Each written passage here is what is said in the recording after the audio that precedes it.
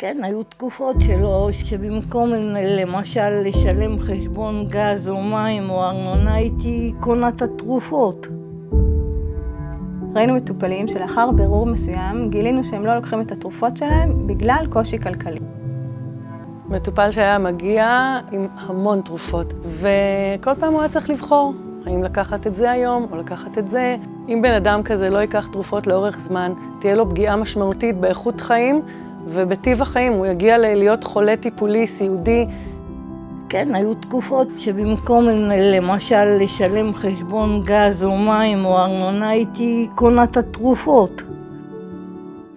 מחלות מתמשכות לא פוסחות על אף גיל.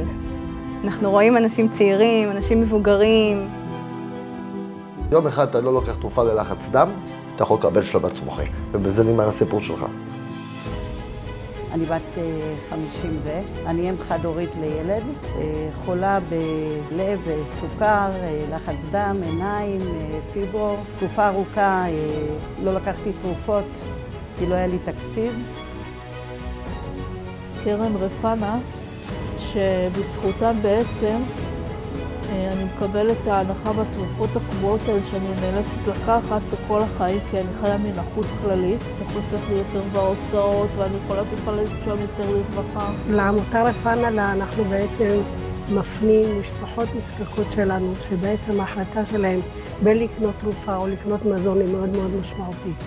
והעמותה בעצם מסייעת להם ונותנת להם את היכולת לקנות בכסף שלהם גם דברים אחרים, ולא לדאוג שלא יהיה להם את התרופה.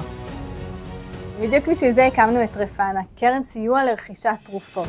יש ועדה מתכנסת פעם ברבעון בהשתתפות עובדים סוציאליים, רופאים ואנשי אתיקה. הקרן עוזרת כיום כבר 3 שנים למעל 70 משפחות. בכל רבעון מצטרפות עוד משפחות שצריכות את העזרה. עזרו לנו לעזור לאלה שצריכים אותנו.